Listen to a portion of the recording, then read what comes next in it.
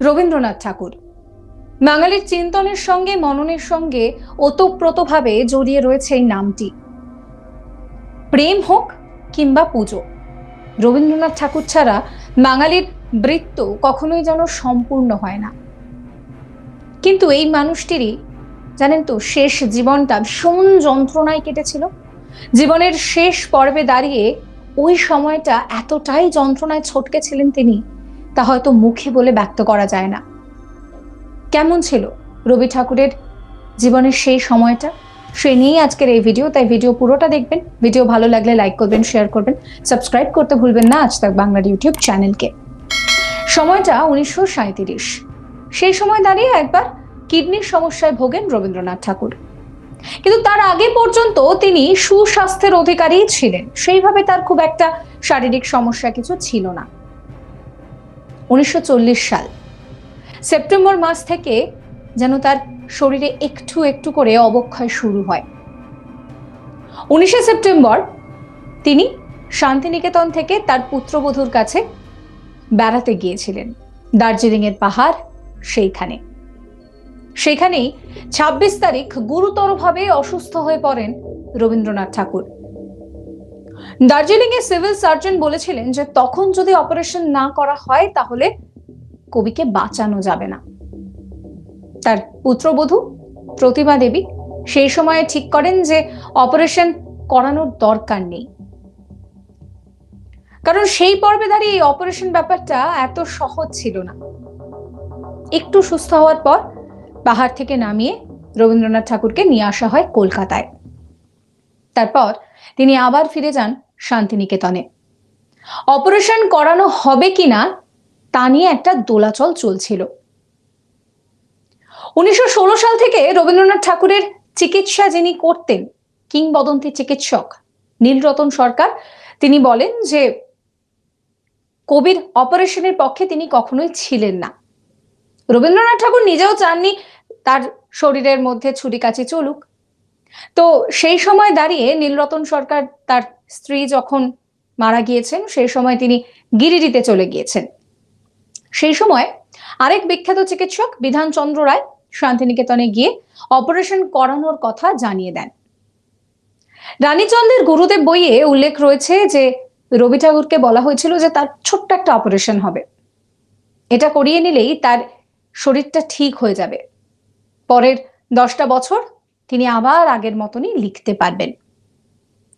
নীলরতন সরকারকে একবার জানানো পর্যন্ত হয়নি এত বড় সিদ্ধান্তের কথা, অথচ ভাবুন যে সেই কবে থেকে তিনি রবি ঠাকুরের চিকিৎসক ছিলেন, তিনি নিজেও অপারেশনের পক্ষে ছিলেন না। পেনিসিলিন বিহীন যুগে এই অপারেশনের ফল যে খারাপ হতে পারে তার একটা সম্ভাবনা ছিল, কিন্তু সেই বিষয়টা রবীন্দ্রনাথ ঠাকুর কিংবা তার পরিবারকে একটি বারের জন্যেও জানানো হয়নি। ওইভাবেই অপারেশন করার সিদ্ধান্ত নেওয়া হয়, ভালো করে না বুঝে সম্মতি আদায় করে নেওয়া হয়, যা কিন্তু আসলে মেডিকেল এথিক্সের বিরুদ্ধে ছিল। সে নিয়ে আওয়াজ তুলেছিলেন চিকিৎসক শ্যামল চক্রবর্তী। এই সময় পর্বে দাঁড়িয়ে অবনীন্দ্রনাথ ঠাকুর বেশ কয়েকটা গল্প লিখেছিলেন, সেগুলো পড়ে খুব আনন্দ পেতেন কবি। মনটা তো তার সেই সময় খারাপ ছিল, কারণ মৃত্যু বিষয়টাকে তিনি খুব কাছ থেকে দেখেছিলেন। অবনীন্দ্রনাথ ঠাকুরকে রবীন্দ্রনাথ ঠাকুর আরো অনেক কিছু লিখতে বলেন। অবন ঠাকুর রানীচন্দ্রকে নিয়ে গল্প বলে যান, রানীচন্দ্র সেই গল্প শুনে লিখে ফেলেন। তারই আবার কিছুটা অংশ রবীন্দ্রনাথ ঠাকুরকে পড়ে শোনানো হয়।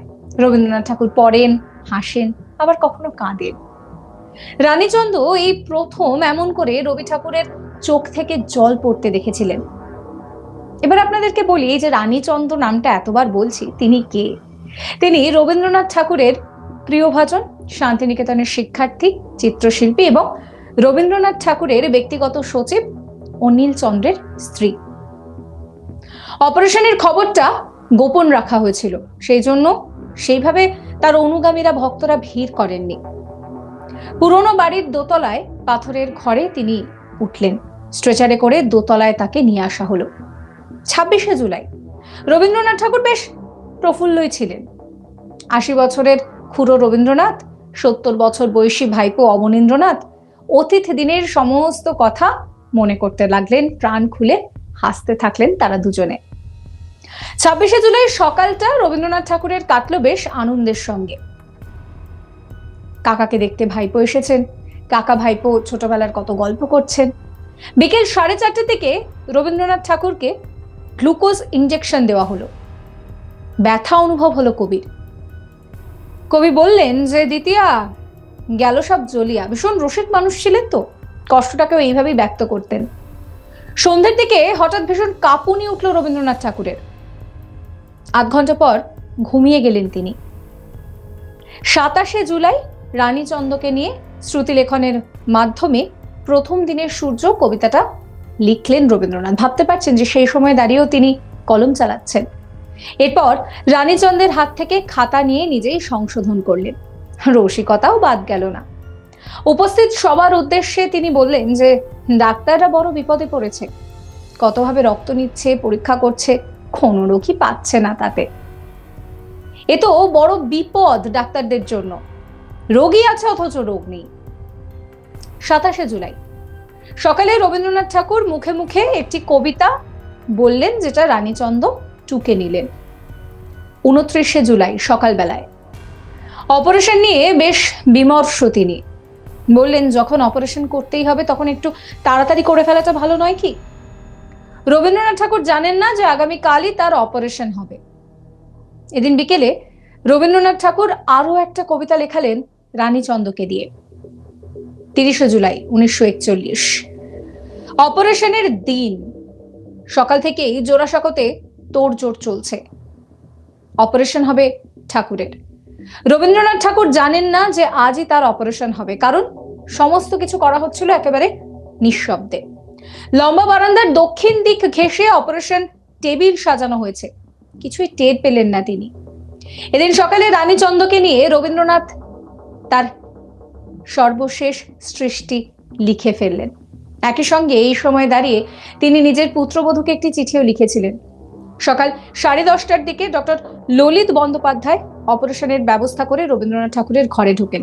বলেন আজকের দিনটা ভালো আছেন, তাহলে আজই সেরে ফেলি অপারেশনটা। রবীন্দ্রনাথ ঠাকুর একটু হকচকিয়ে বলেছিলেন আজই, তার কারণ রানীচন্দের কাছে তার আরো অনেক কিছু লেখানো বাকি ছিল। অপারেশন করা হচ্ছে। 11:20 দিকে অস্ত্রোপচার শেষ হলো। এরপর 31 তারিখ তার যন্ত্রণা আরো বেড়ে গেল। 4 অগস্ট সকালে কফি খেলেন, জ্বর বাড়ল। এইভাবেই রবীন্দ্রনাথ ঠাকুরের শেষ জীবনটা কেটেছিল যন্ত্রণার সঙ্গে। সাবস্ক্রাইব করবেন চ্যানেলকে।